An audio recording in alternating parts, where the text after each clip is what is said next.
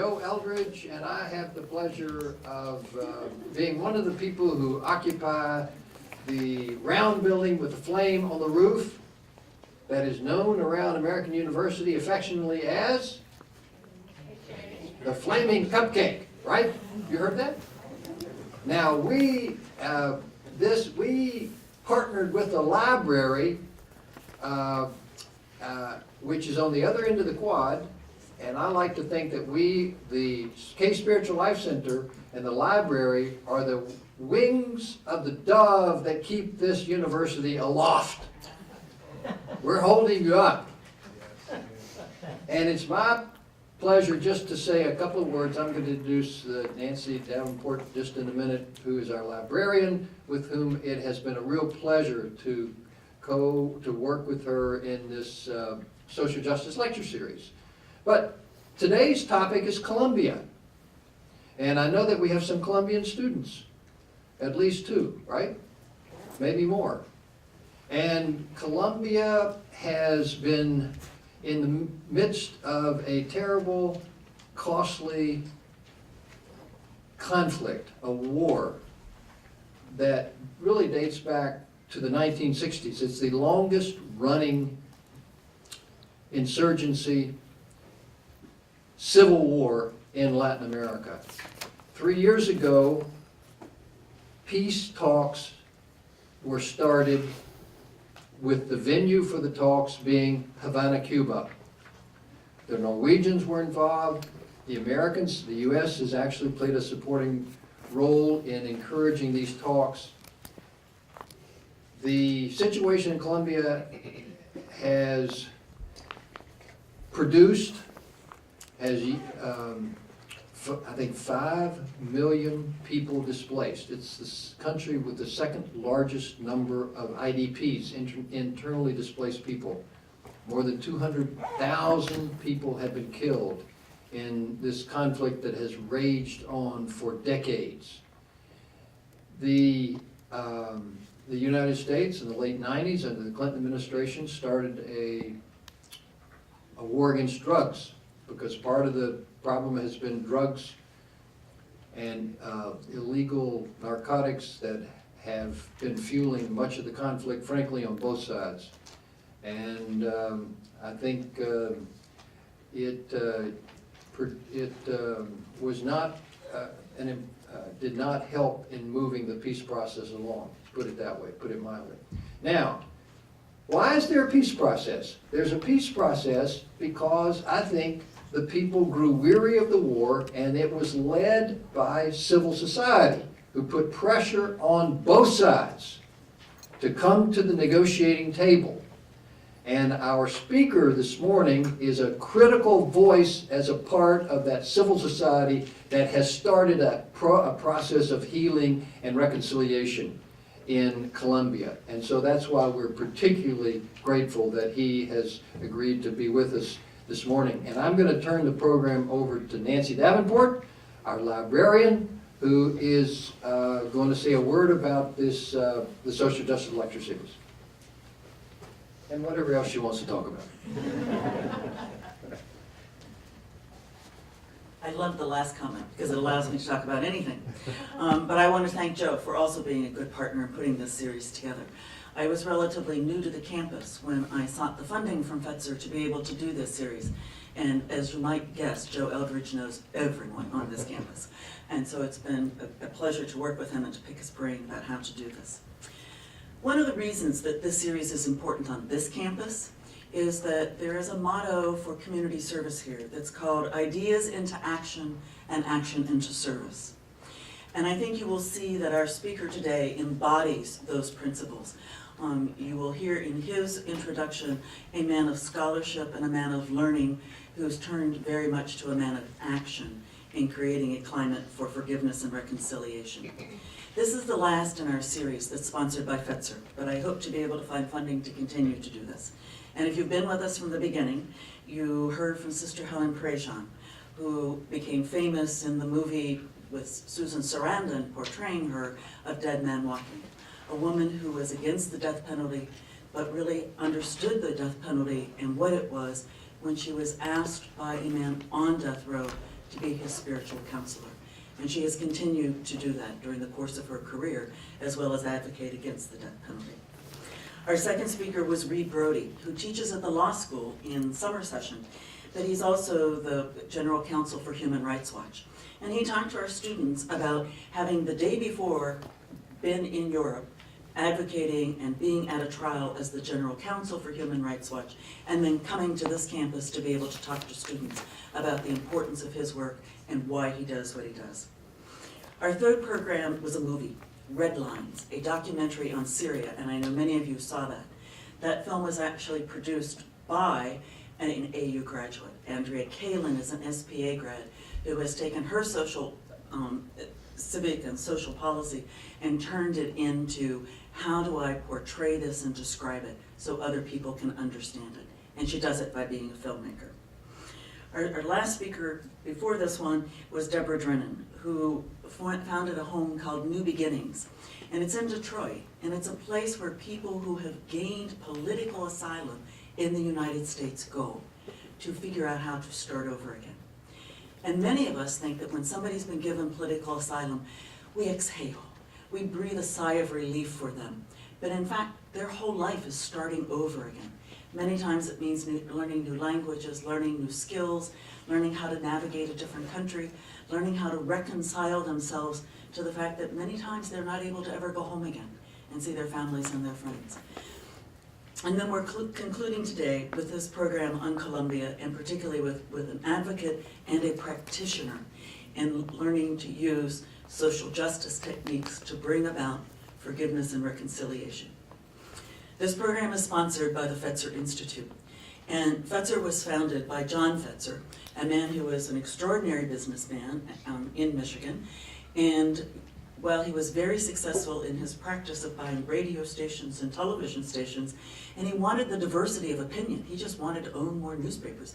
So, have Republican papers, newspapers, etc. But eventually he had to divest because the FCC said you can't own everything in a single market. And so they bought the Detroit Tigers. And he was also rather successful in doing that.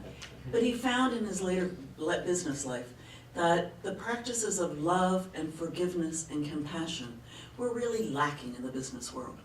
And so he established this foundation, this institute, to advocate and espouse the adoption of those practices in everyday life.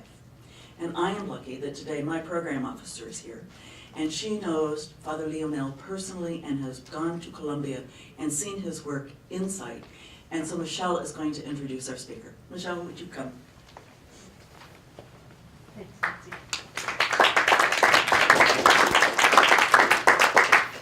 It's an honor for me to be here with you this morning and to introduce Leonel Navraez. Leonel is a sociologist and a missionary, and I had the privilege of being able to visit him and his organization, the Foundation for Reconciliation, where they were founded in Bogota, Colombia. In Bogota, I was able to witness firsthand the amazing work that the Foundation for Reconciliation is doing and the inspiring way that they are accompanying people through situations of great violence and poverty and facilitating healing in a society that, as we've heard from Joe, for decades has been suffering from extreme violence, war, poverty, and the things that flow from those.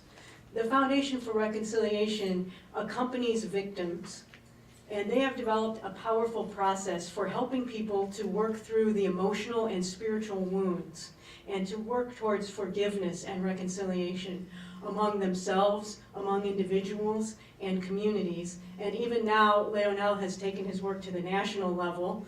And so reconciliation and forgiveness start with us individually, among ourselves in our own hearts, move to our individual relationships, the community level, and the national level. It's very powerful work, very healing work that's profoundly needed in our world, as you all know. Before founding this organization, Leonel worked as a missionary for 11 years in the Sahara Desert.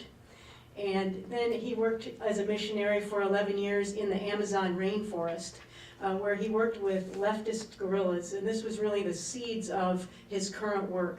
Working on what types of reforms are needed, ecological, political, and bringing of peace. And from that flowed his desire to found this organization to really work on healing, reconciliation, and forgiveness.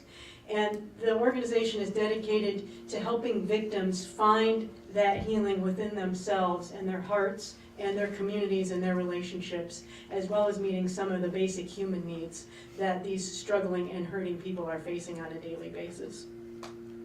Leonel did his undergraduate work at Cambridge and his graduate work at the Gregorian in Rome and also at Harvard University.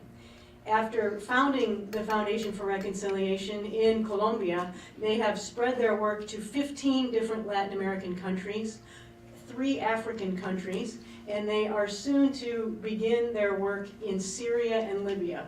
So this is an individual who clearly has had a profound impact on our world for the better, and I know you join me in welcoming Leonel Narvaez.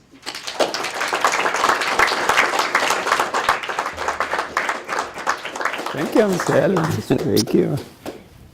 Good morning. I'm very happy to be here today.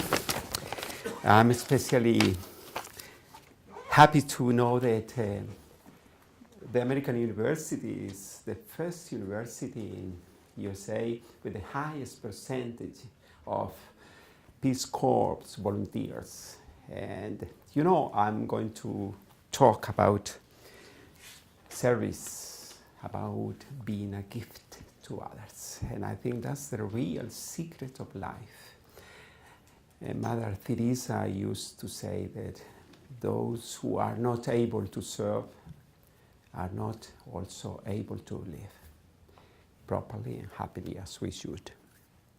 I'm very grateful to Nancy Davenport, the librarian of this beautiful university, for inviting me to be here. I'm very grateful to Michelle from Fetzer Institute, and I'm very happy to all of you. I'm very grateful to all of you because you are going to listen to something which is rather unusual, which is not very popular, but which is a very impacting and useful teaching for our lives and for the lives of countries. Today we are celebrating in Colombia the Day of the Victims, the day of the memory and the celebration of the victims' pain and suffering. But there are many victims in the world. I heard yesterday of somebody who was killed by a policeman. And I learned this morning the suffering of the black population here in USA. So there are many victims. If I may ask your solidarity, can we stand just for a few moments of silence and think of the victims of the world? Can we stand up?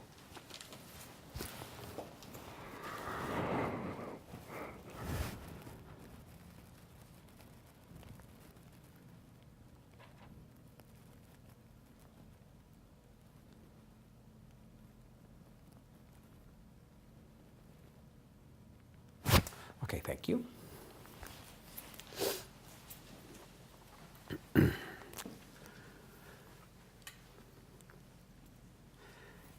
Last week we had in Colombia nearly 60 students, MBA students from Cornell University.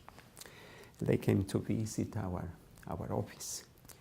But together with them there was another person who was invited to speak to these boys and girls. And the guy was a Colombian businessman who bought the Subway franchise. And he's becoming a very successful businessman. He was telling the students that he was always thinking how to build up a very successful business, and which could be that kind of thing that could make business different. And therefore, he started promoting this franchise in Colombia. Now they have nearly 700 restaurants.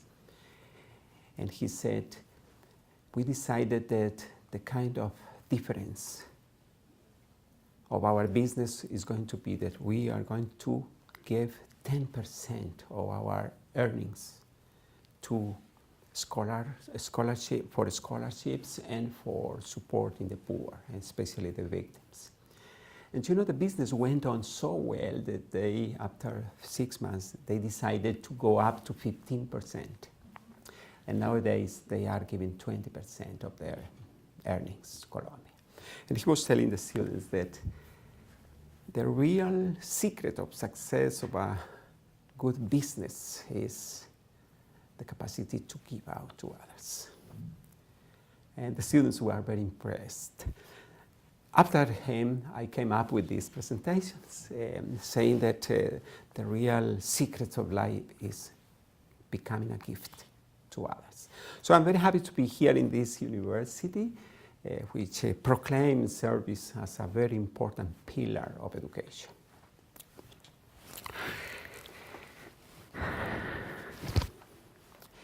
Exploring social justice.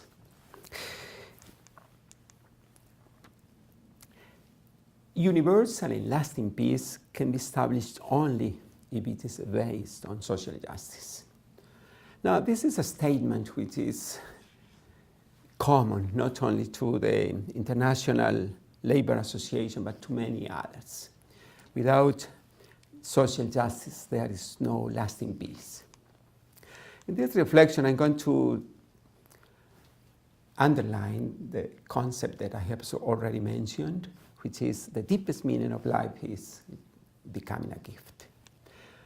I'm going to say and to try to explain that poverty generates violence, but violence generates still more poverty. And I'm going to insist that we have to work on both, not only in one of them. It's like walking, you need 2 legs, and you have to keep moving with the 2 of them, poverty and violence. I'm going to tell you that the revenge is the main cause of violence in Colombia, but I have been traveling extensively in other countries, and I can tell you that revenge is everywhere. I'm going to insist on some insights about successful experience to decrease revenge and therefore to reduce poverty and build sustainable peace. That's what I call the political culture of forgiveness and reconciliation. I was in Africa for 11 years, as somebody said. These pictures are not very nice because at that time I didn't have a very good camera. But there I was in the desert, in the south of Sudan, bounding with Kenya and Ethiopia, and I was working for with nomads. This is a school under a tree. This was my house. I keep moving with that poor house for nearly 11 years in the desert with my camels. This was a church. This is a cathedral I built. It's made of palm leaves and a few bags, those plastic bags of food which was sent from America. That's another small church I built. Anyway, but I was also, the last 11 years, I was in the midst of the leftist guerrilla. I was a very close friend of all of them. I'm already kind of pointing at some specific people who are women, okay? So you can see there one of the first women in the group. There are 2 of them. They were also among the bosses in the group. This is the big boss of the founder of the guerrilla, the FARC. He's called Sure Shot, Tiro Fijo, because apparently he was very good at shooting and killing people. And this is his wife. Actually, he had several of them, but that's one of them. It is saying up there, who can translate this for me in good English? Liberty is one with struggle. Okay. Freedom squadron. Okay, thank you. Many young people join them, many. And actually, one of the biggest problems with the leftist guerrilla FARC is that they still have many underage combatants. This, how old do you think is this? She's 14 years old, yes. The gun is bigger than her. She's also 14 years old, 13, I think. They used music as a way of transmitting their values to people and convince them to join the leftist guerrilla. A lot of women among them, I think 45% of the leftists are women in Colombia. They have their own celebrations, their own rituals. And you can see also there are 2 women here. I was with them in the forest, very close to the big bosses there. Now, Colombia has got 60 years of conflict and violence. And the amazing thing is that we started with the leftist, then there was a reaction from the rightist. And then in the middle, the official army was also involved with both of them.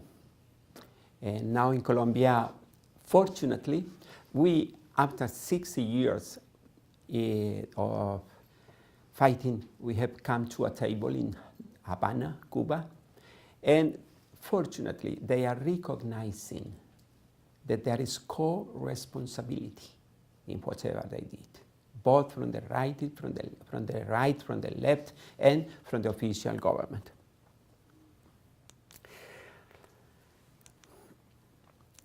Now, 12 experts met recently to write and to research on the causes of violence in Colombia, and more or less they conclude that our problem is exclusion, socio-economic, political exclusion.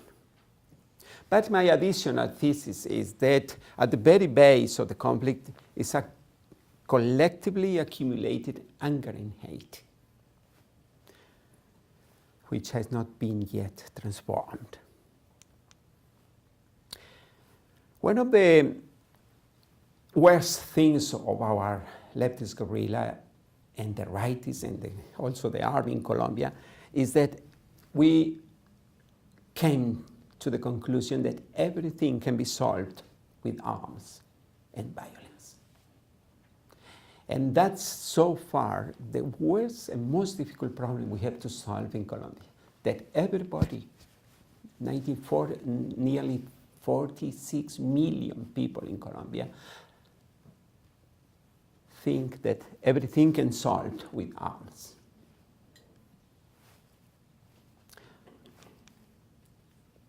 And what is happening in Cuba is that now they are dialoguing. They are sitting down and they are negotiating. And we are understanding that arms are the failure of dialogue. While I'm saying this about Colombia, I invite you to think whether this applies also to USA or to other countries. Now, those who work on conflict, like Peter Coleman, who wrote a wonderful book just a year ago, 4 years ago, The 5%, there is the title there in case you want. He says that there are some intractable conflicts which have accumulation of negativity as an invisible dynamic which does not allow the conflict to be solved. If you think of for instance, of Israel and Palestine, you think that this accumulation of negativity is working there very strongly. Until they do not solve this accumulation of negativity, they will not be able to have peace. I would say also here in the States, there is the black population has got an accumulation of negativity. That's my feeling. And also the indigenous groups here in America. Unless we transform this accumulation of negativity, we will not be able to have sustainable peace. So down below, there is this urge for revenge. What is revenge? It's the infliction of harm in righteous response to perceived harm of injustice that fragments the fundamental conceptual notion of a just world. Now, if you think of terrorists, the sense of hate and urge for revenge is at the highest level. The real strength of terrorists lies in their ability to inspire hate. And hate is really contagious. So, let me say an important premise to whatever I'm going to underline here. You know, peace is like a tree, and sustainable peace is like a tree. You have to provide for the objective needs like land, health, education, and employment, housing, etc. But you have to provide also the juridical needs, especially for countries which have been under violence. You have to provide for the truth, justice, the reparation, and pacts or guarantee of no repetition. But you know, while you have to provide for those things, you have to provide for the subjective needs, which is anger, hate, and the urge for revenge. If you do not solve this small problem here in the roots, which is hidden, which is not seen. You know, my biggest struggle now in Colombia, and fortunately I think we are kind of succeeding, is that the country is only analyzing the problems of violence from here upstairs. And there is little work done on this aspect here. So unless we work here, the whole tree can fall down. Now, let me just tell you the difference between working upstairs and downstairs. You know, this is reconciliation upstairs. And downstairs is forgiveness. And if you want to say different words, you can say that reconciliation is the kind of outer reparation, whereas forgiveness is the inner reparation. And I'm going to say later that forgiveness does not depend on apology.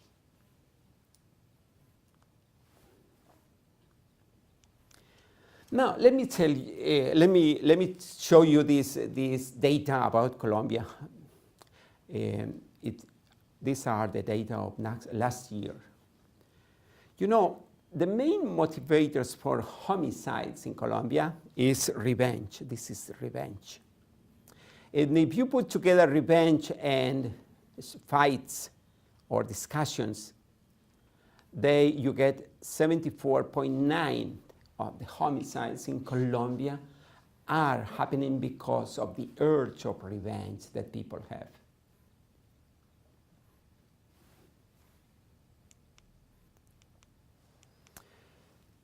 Now,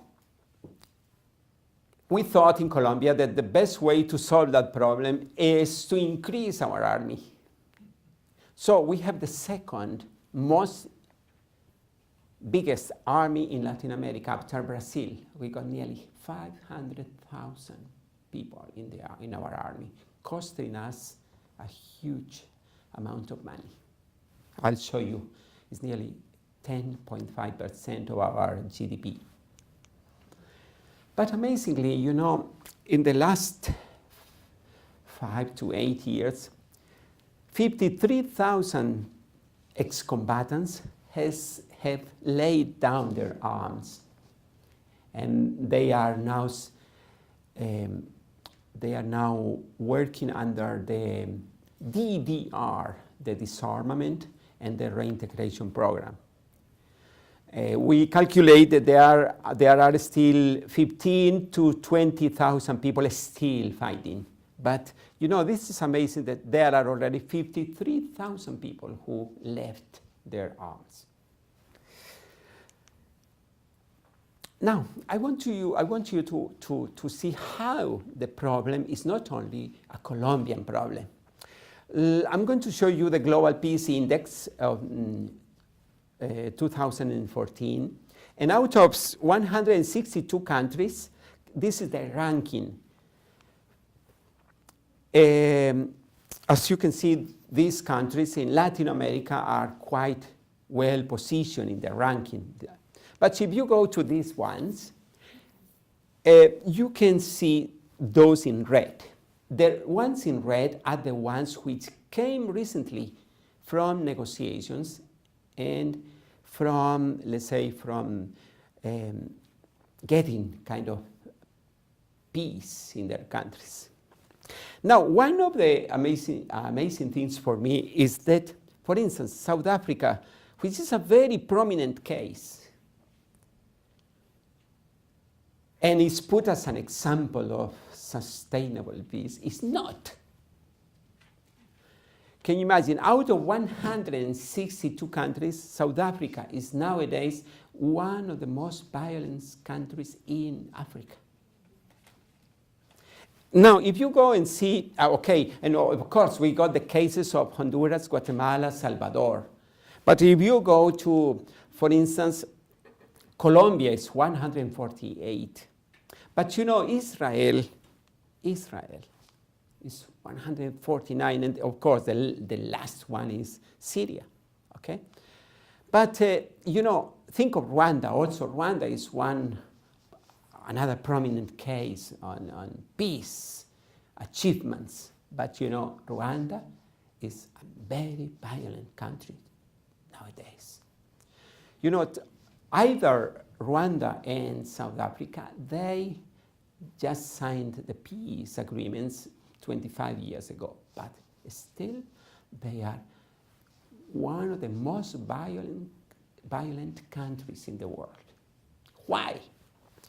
My thesis is that they have not been able to solve that inner problem, that subjective cause of their violence. Again, you can see there the same countries with another data, and it's to show more or less the same.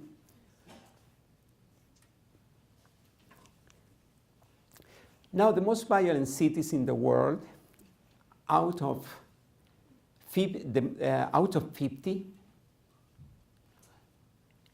42 cities are in Latin America. 42 cities.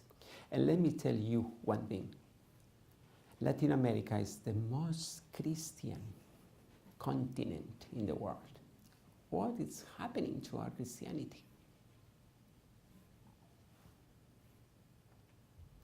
Brazil has got, out of 50 cities, have got 18 of the most violent cities in the world.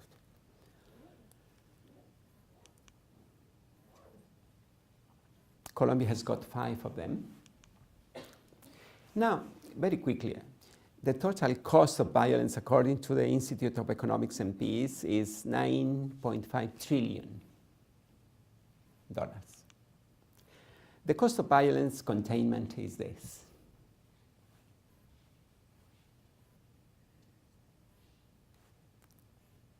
North Korea is the worst, spending a lot of money for containment of violence. So violence is making people more poorer and poorer. Again, therefore, a painful statement. Poverty generates violence, but violence generates still more poverty. Now, there are a lot of studies about the link between poverty, violence and poverty. I do not want to extend myself a lot, but I just want to mention a few things. There is a link between fragility, conflict, and violence. Those who would like to study more about that, you can, perhaps if you want to get this presentation, you can get the source there. Now, one thing that impresses me a lot is the statements of Amartya Sen, Nobel Prize in Economics. And he says that the real source of poverty is the capability deprivation. I do not want to, and I don't have time to expand a lot, but I'm sure you understand that.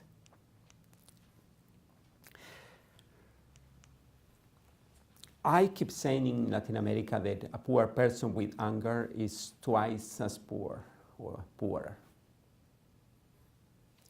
When you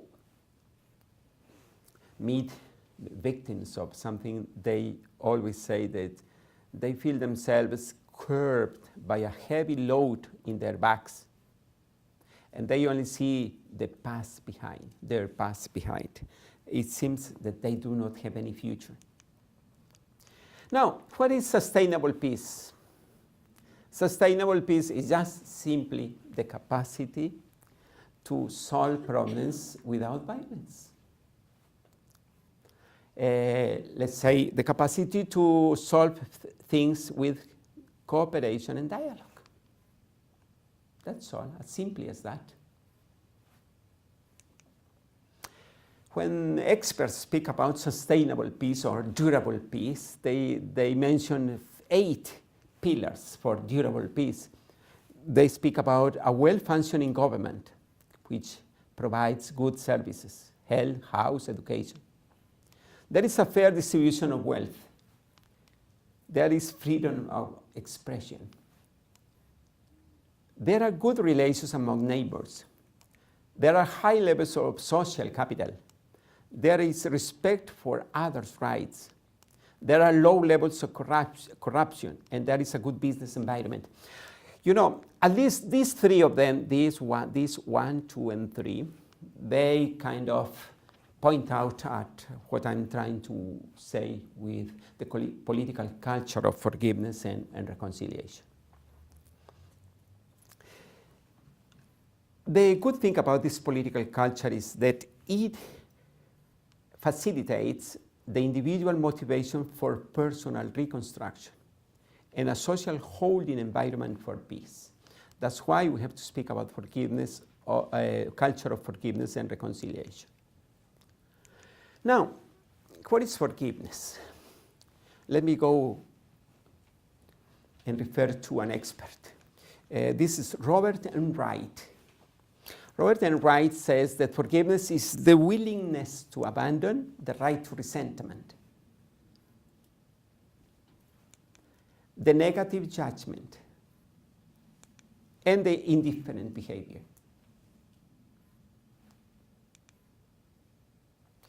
Now, please note that this is a really individual and personal process of hygiene, cleanliness, if you want.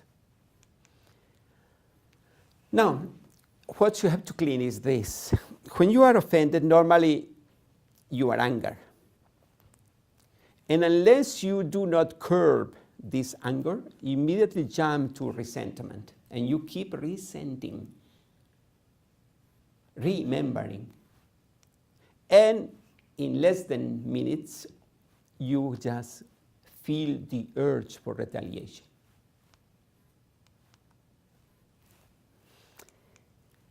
When a victim is hurt, when a person is hurt, there are 3 pillars of his or her life which are kind of broken. Significance of life, sense of security, and the kind of socializing skills.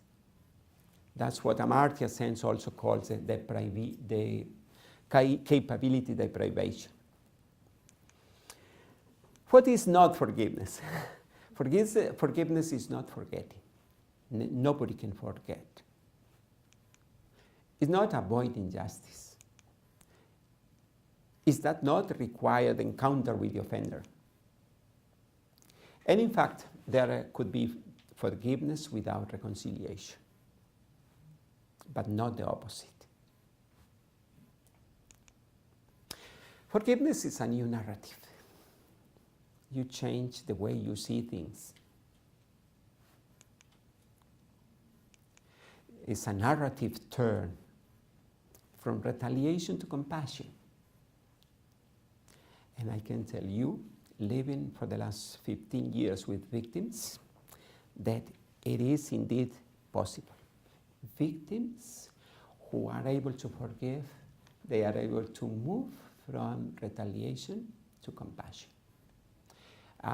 Fortunately, I can witness to that.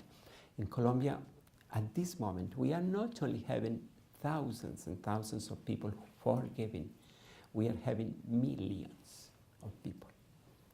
And I think that if we are able in Colombia to continue the way we are now, we are going to become a good example to the world of how, after 60 years of armed conflict, we can indeed move to the future with this process of forgiveness and reconciliation.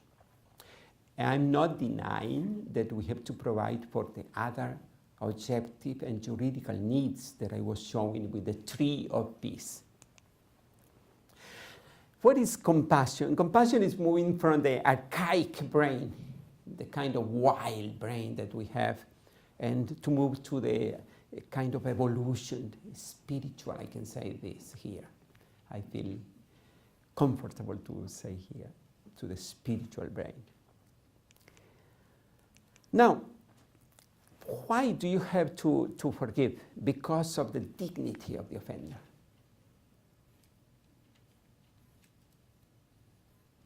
Until we keep solving problems with arms, we will never get sustainable peace. And I'm saying this with a lot of respect for you. In America, they will never get sustainable peace inside the country if problems are solved the way a policeman solved the problem with a black person yesterday or the day before yesterday. Arms are the failure of our words, our capacity to dialogue. When people are able to forgive, they are no longer victims, they become victors. And that's a huge change when you are able to help a victim to become a victor. Forgiveness does not change the past, but certainly changes the future.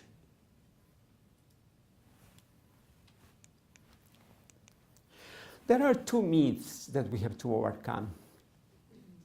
That forgiveness does not need apology, does not depend on the apology. Otherwise, the inner reconstruction will be dependent on the offender's apology. Whereas forgiveness is a gift to myself. Forgiveness being a personal decision, it demands, nevertheless, the support or the mediation or the help of somebody else, mediation support. People are not prone to forgiveness.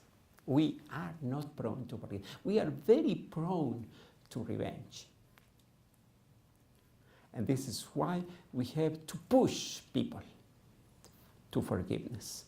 I receive a lot of chocolates, and sometimes I'm lucky to receive some bottles of whiskey.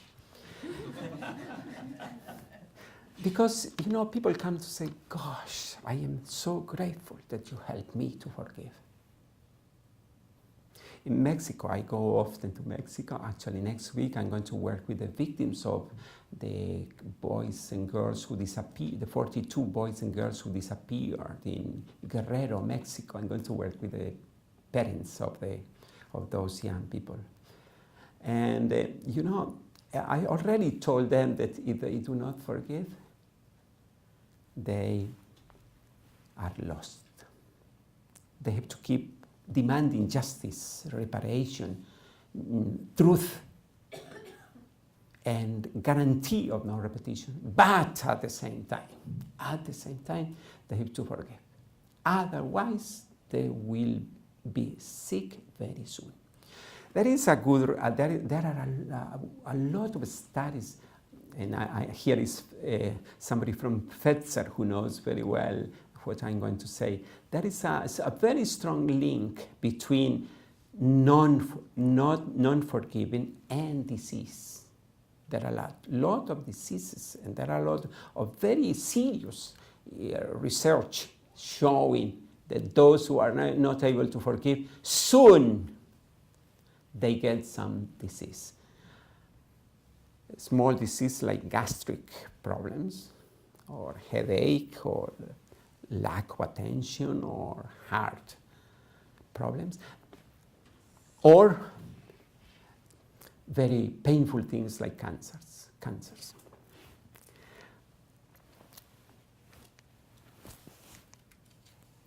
What is reconciliation? It's simply regaining trust in the offender.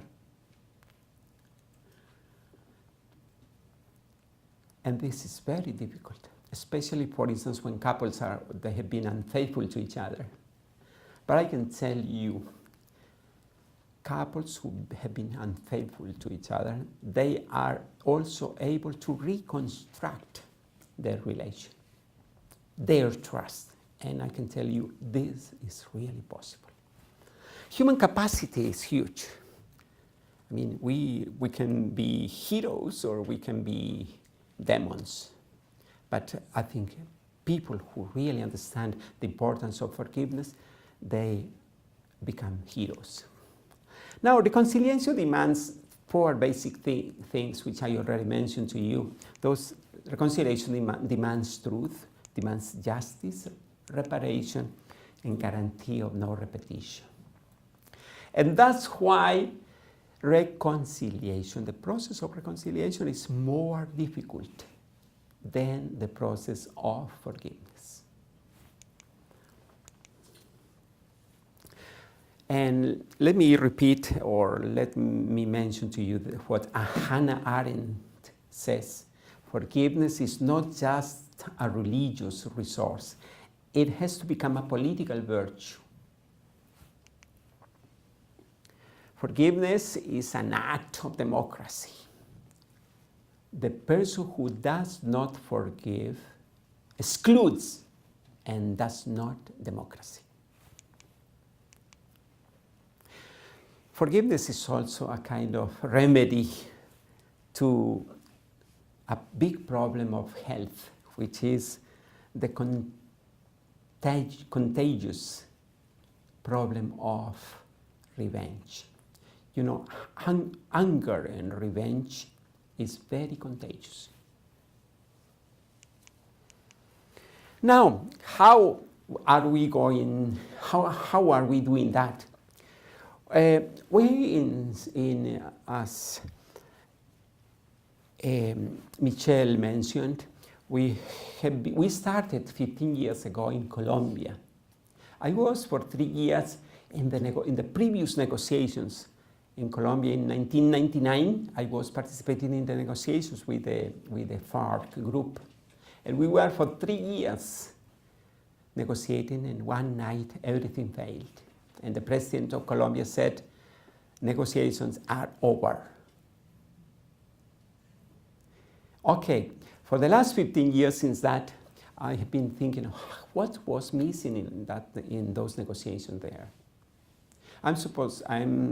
I'm trained to be a conflict negotiator. I'm supposed to be a good mediator. But at that time, I really failed. And for the last 15 years that I have been working on forgiveness and reconciliation, I have kind of rediscovered my identity as a mediator, as a conflict negotiator.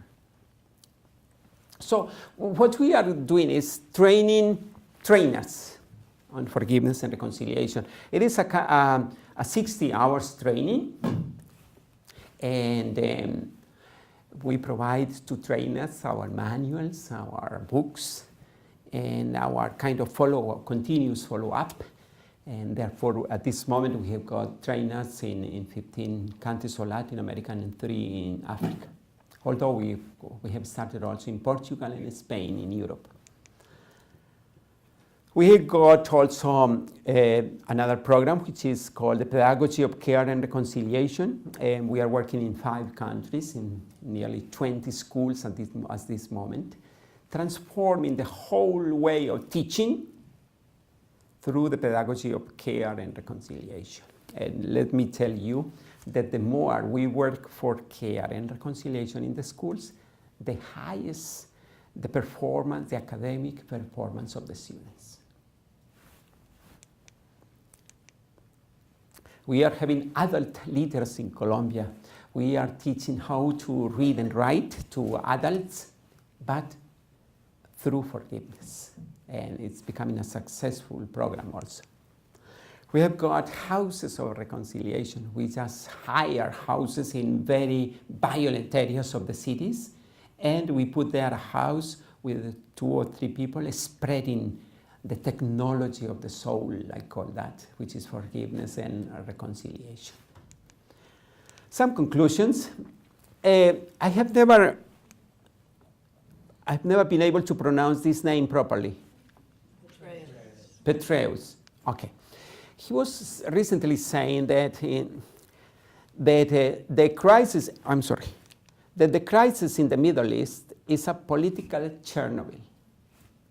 Until it is capped, it is going to continue to spew radioactive instability. He calls this radioactive.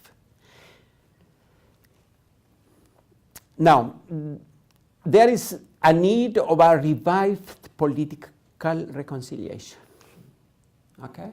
He understands that. He knows that the solution is not a military solution. Desmond Tutu keeps saying there is no future without forgiveness. When you try to think of terrorists, they are the people with revenge at the highest level. In fact, that's their strength. The ability to inspire hate and their kind of murderous imagination.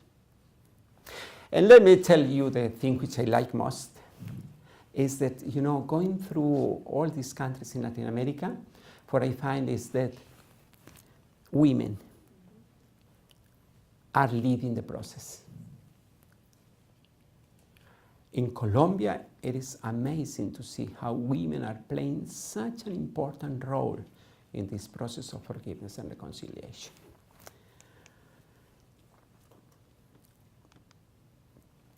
Now, I'm not talking necessarily about women. I'm talking about the feminine of ourselves.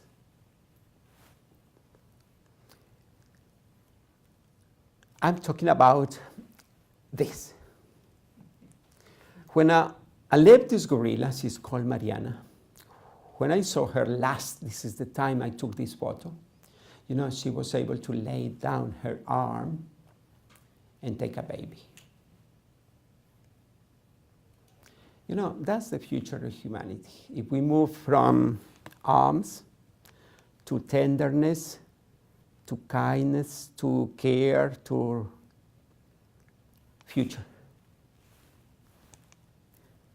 Muchas gracias.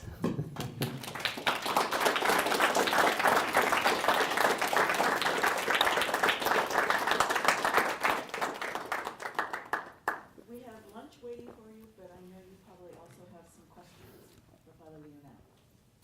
So, let me have difficult questions.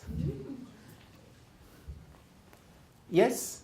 So my name is Anna, and I was wondering, how you can put this process of reconciliation on a national and an international level in terms of policy to make things change. Good question. You know, I was a very good friend of a person who was working here in the city some years ago. Actually, was a good friend of Liz Cheney. Liz Cheney is the daughter of Dick Cheney. And I was 2 or 3 times in their house here in Washington. And Dick took me to visit some of the big rooms he has, like these rooms here, 3 or 4 rooms with a lot of hunting trophies, yes. And he took me to see also a beautiful collection of arms, okay? And at that time, he was also the Secretary of Defense here in the States. And he took me to the Pentagon. And he took me to some places, kind of special secret places, where you can, they got a collection of these missiles, okay? In a huge court somewhere. It was more than 15 years ago. And, you know, I told Dick, because I could tell him Dick, okay? He thought that I was Italian. He always cooked spaghetti for me.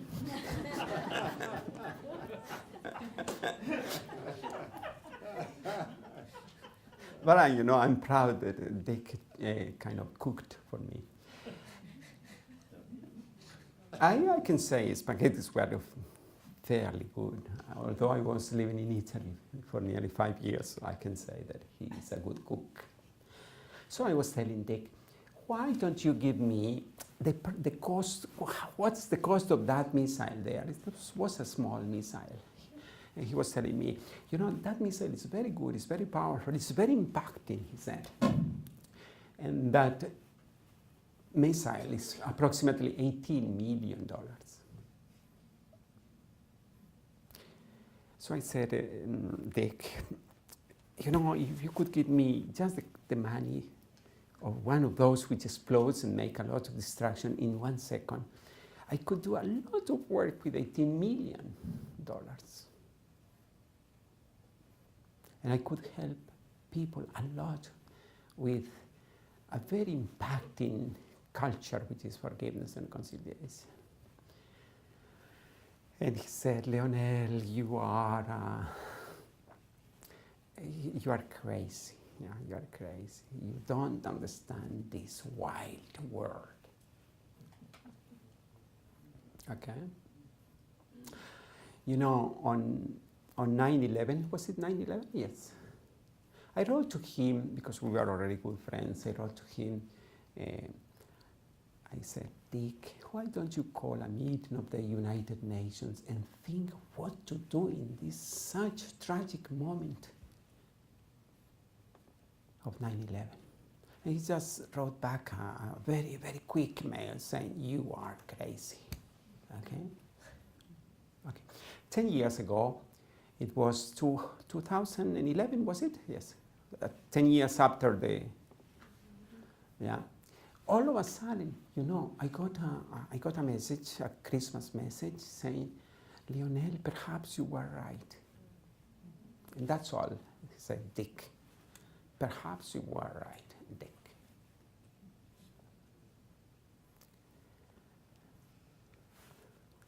How can we transform this kind of crazy idea, which is not mine? The founder, the creator of that idea is somebody else that you know very well. How to make this a public policy?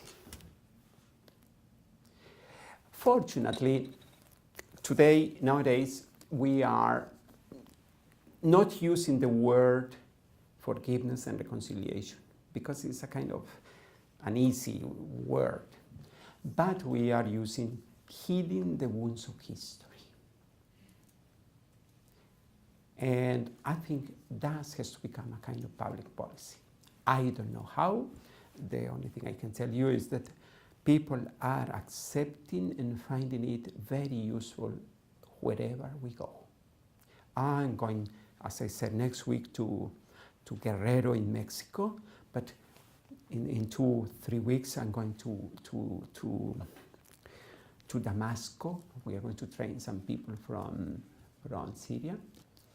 And what I'm saying is when people are able to see the benefit of forgiveness, they really change. So please help me to make this a public policy. Thank you. Another question? Yes. I've been reading about zones of peace and peace communities in Colombia. What role do they play in reconciliation efforts? Which was the first word? Zones of peace Zones of peace, yes. and peace communities. Yeah. You know, the amazing thing in Colombia is that although we have been having a lot of violence in Colombia, we have been having also a lot of initiatives for peace. From kids, from indigenous people, from black population, from everywhere. And I think there are those ones like Swords of Peace and like many others. They are really, I think we are really trying to transform the political scenery of Colombia. So I think everybody is really kind of support, not really. You know, in Colombia we have got the problem that half of the population is not supporting the peace process because they say that those criminals, they should go to jail for many years. And the problem of justice, the way we understand justice as punitive justice and not as a restorative justice, is perhaps what is becoming a big problem at this moment in Colombia. So I'm saying we have a lot of support for peace, but there are also a lot of non-support for peace. Yes, you are saying. Thank you very much for your presentation, Father. I wanted to thank you, as I said, for sharing with us your experience and wisdom. And I have a question. You referred to the anger of African Americans and Indian Americans. You didn't touch upon the anger of other Americans that do not belong to those two groups, and that also exert actions of violence. And you mentioned an example of yesterday. Do you think that the same model that you presented could be applied for those who also exert anger in those groups? Yeah.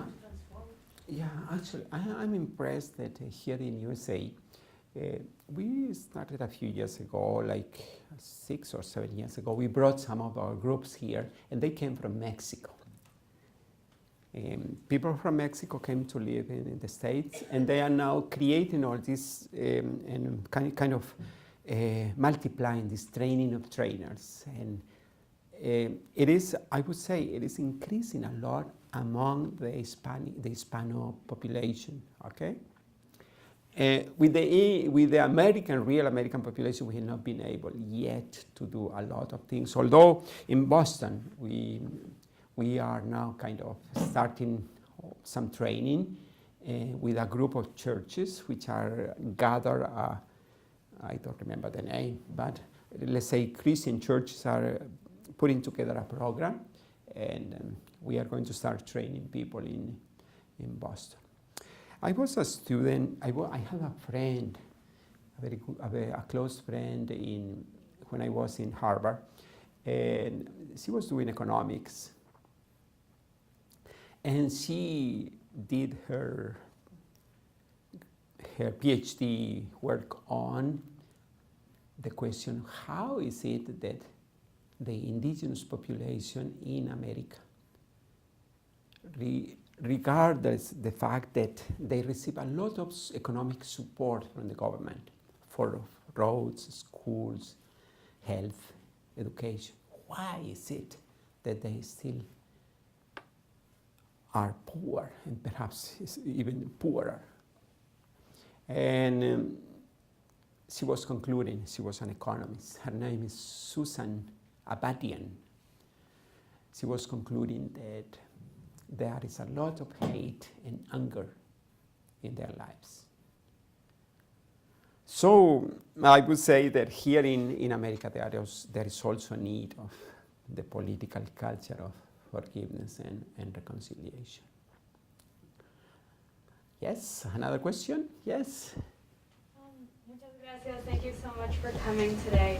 I wanted to ask you, how do you kind of overcome the impact and influence of political polarization when addressing reconciliation and forgiveness? And how do you balance or come out as a leader and try to address to the public a balance between impunity and justice? Yeah. You know, as I said, forgiveness does not mean that you deny the process of justice. Justice goes on doing whatever justice has to do. And often people think that forgiveness means not taking care of justice. Justice has to be provided. Although we think that justice has to be not punitive justice, but restorative justice. So we are against jails or prisons. We are against death penalty.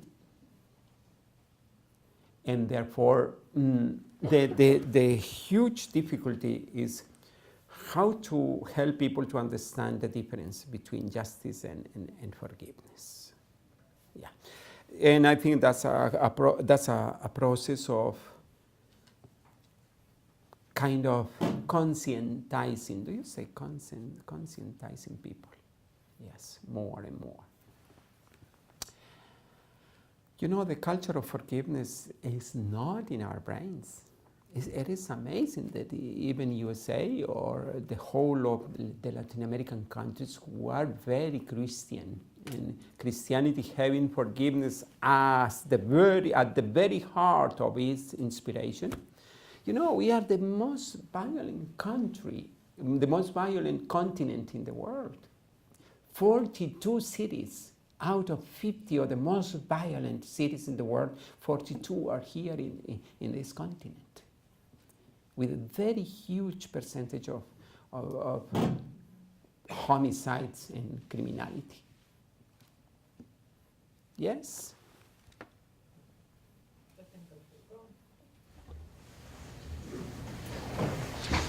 Muchas gracias. My name is Shivani, and I was just wondering if you could speak to the specific modalities that you use in the reconciliation and forgiveness process, beginning with the self. You know, I'm angry with you because you've got a lot of hair.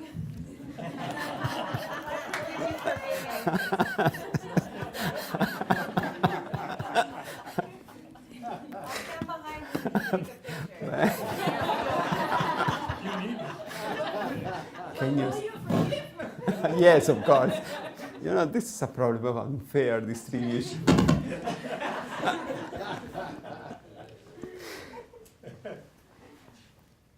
Sorry, I forgot the question. The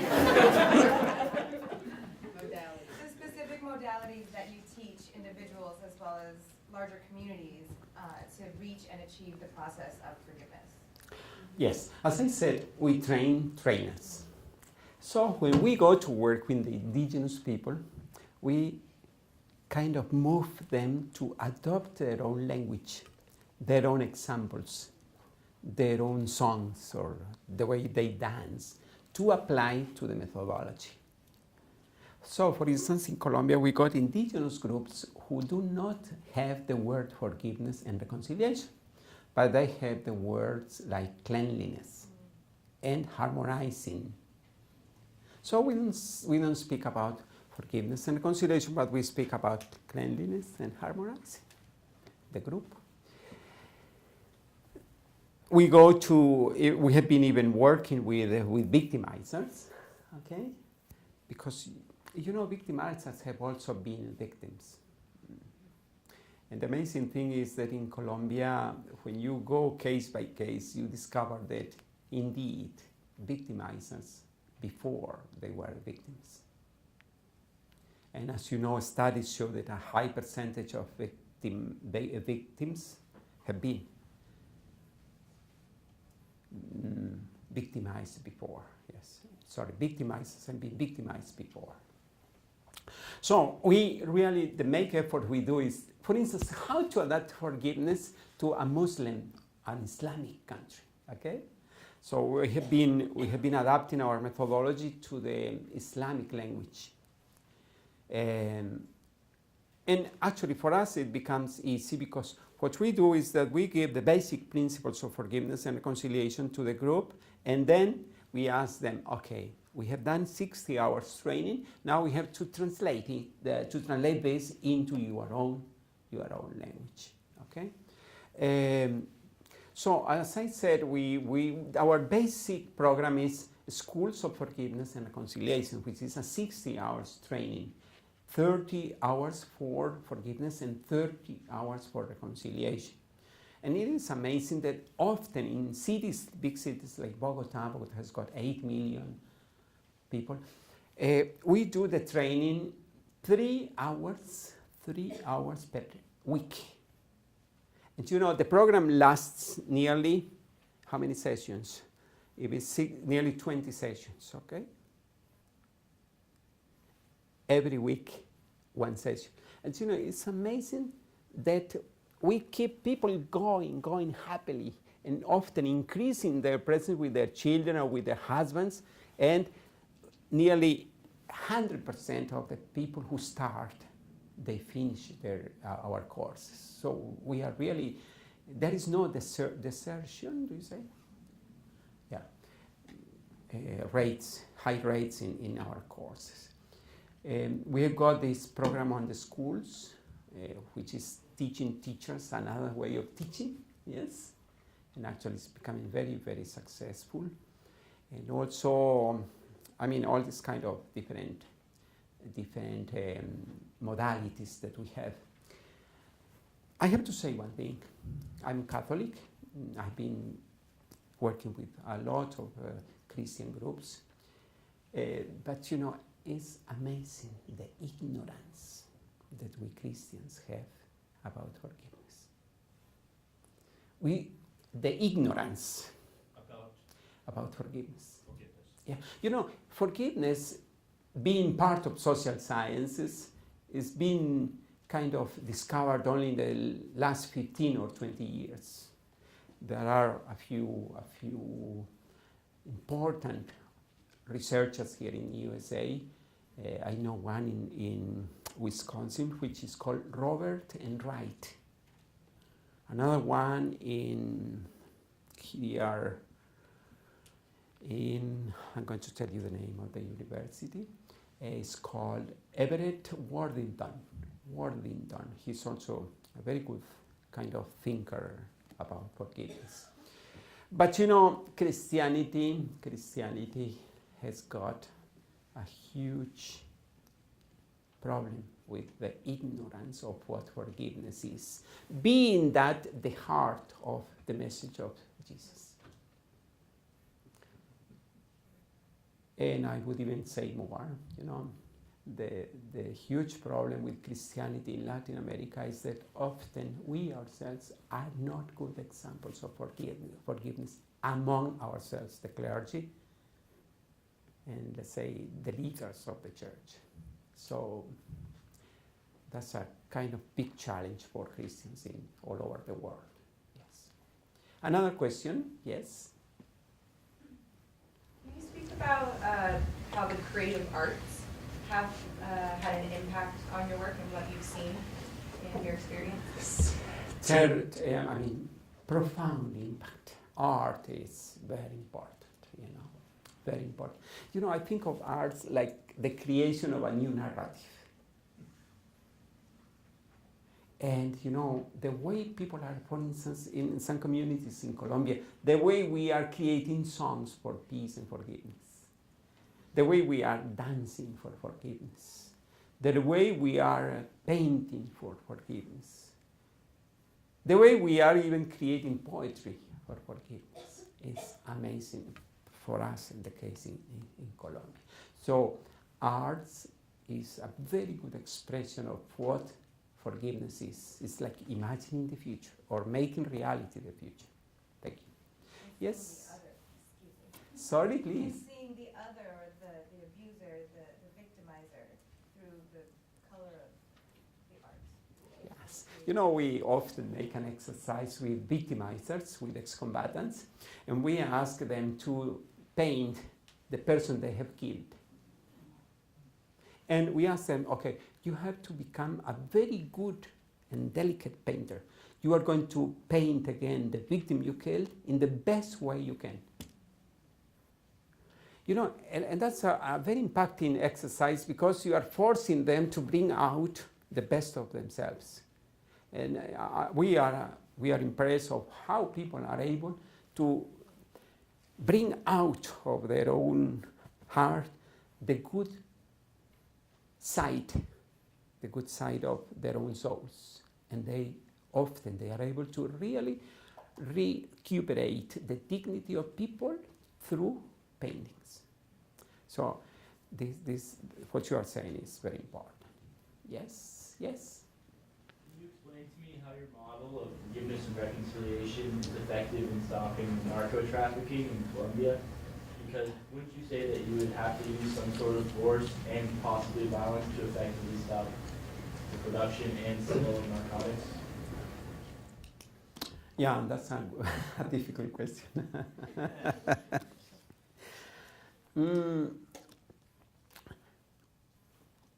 I certainly believe that drug trafficking is a kind of human perversion, yes. But I also believe that we have to give what we call nowadays in Colombia the possibilities of transitional justice to drug traffickers. And we have done already we have had already a few cases in Colombia where we have been able to, through Congress, to offer a special law to paramilitary people who were also drug traffickers. And they were given the possibility to have no more than 8 years in jail and no less than 5. That's a law in Congress, 2005. No more than 8 years in jail and no less than 5 if they could lay down their arms, give back whatever the properties they had illegally, and then tell the truth about the crimes they did. Okay? 33,000 people, paramilitary people who were also drug traffickers, they lay down their arms and submitted to the government. So what I'm proposing is that we have to give this kind of juridical favorability. Do you understand that? Juridical favorability to people who are sinners, but they can kind of convert and change. That's my feeling. Yes? The last question? Yes? Okay, there are 2 last questions. If you think about power and the way power corrupts, as we've known for a long, long time, how can you introduce to those who have power and have that power by keeping victims, by keeping people down, to subscribe to this kind of thinking? Yes. Thank you. You know, I understand that my proposal or our proposal is very kind of poetical, yes? But what I'm saying is that indeed, unless we change our mentality of grabbing or having more for a kind of new mentality for giving. You know, that's why forgiveness has to do with forgiving. if we are able to create in the world the capacity for giving out of whatever we have, instead of grabbing to power and to wealth, our society, our world will continue having wars and crimes. Whereas I think this kind of crazy ideas of Fetzer, like promoting love and forgiveness and generosity, I think they or we are very idealistic people, but I feel that this is the only way we have for a peaceful world. As I said, I lived for 11 years in the desert with nomadic people. You know, indeed, there, with, I would say, the most ancient people in the world. Just 20 kilometers from the place, the mission where I was, we had the remainings of Lucy, the famous archaeological findings 2.5 million years ago. You know, at that time already, and even nowadays, they celebrate what they call the Jubilee. Every 7 years, they celebrate a Jubilee in which they forgive all their debts and their offenses. And every 7 times 7, which is 50, they celebrate the huge Jubilee. And in those tribes, they've got the death penalty. But they never kill anybody, because every 7 years, or every 7 times 7, they forgive. They have never killed a person, in spite that they have declared somebody for death penalty. They recover the person every 7 years. And they even get back the land they sold or they hired to the original owners or the clans or the family. So what I'm saying is that indeed this seed of forgiveness and reconciliation, which means nothing else than the capacity to give, is already in our bodies, in our souls. Thank you. Yes? Oh, okay, last question. Mine is, it's a bit of a comment, I apologize. Oh, thank you. In advance. I'm happy. It's building on Andrea's question before, and I really love the way in which you separate out forgiveness and reconciliation and recognize they're two separate processes. But there's a piece that I would love to hear you speak a little bit more on about the conditions of reconciliation, and you refer to it in the case that you just gave about the paramilitaries giving up, which is acknowledgement of wrongdoing, which you say is reconciliation requires truth, justice, reparations, and guarantee of no repetition. And I think somewhere buried in your conversation, particularly in the nature, given the context of Colombia and the polarized society, how does one reach or use your tools to reach the idea that those who were wrong, who were doing the wrongdoing, if you want to call it, perpetrator, whatever term you want to use, that they acknowledge their wrongdoing and reach some sort of common truth? Because only with that can we get, I think, can we get to reconciliation. Yes. You know, my experience in the last 15 years, but more, working with victimizers or perpetrators, is that they will never acknowledge their crimes unless there is a kind of, how do you translate ambiente seguro? Safe environment. Safe environment. I mean, nobody will just say, I am a criminal, unless there is a safe environment where you, I mean, like the 33,000 people who lay down their arms, because there was a safe environment, no more than 8 years in jail and no less than 5.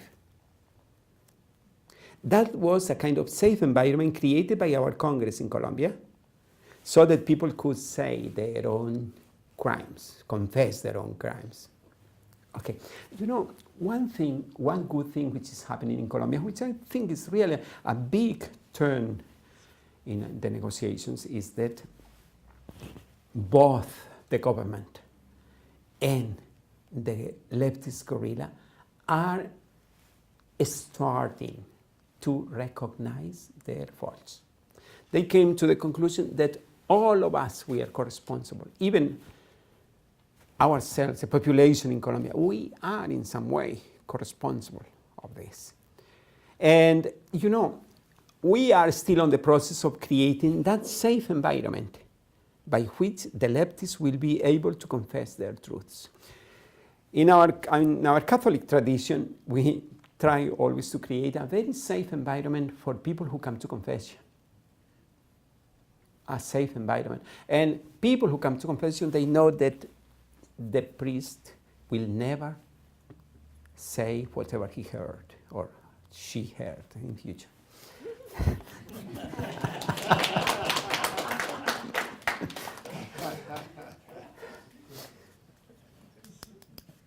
By the way, you know, I feel that confession is, actually, our courses of forgiveness and reconciliation are powerful ways of confessing in a safe environment our own crimes. And, you know, it's so powerful when you put people in groups of 3,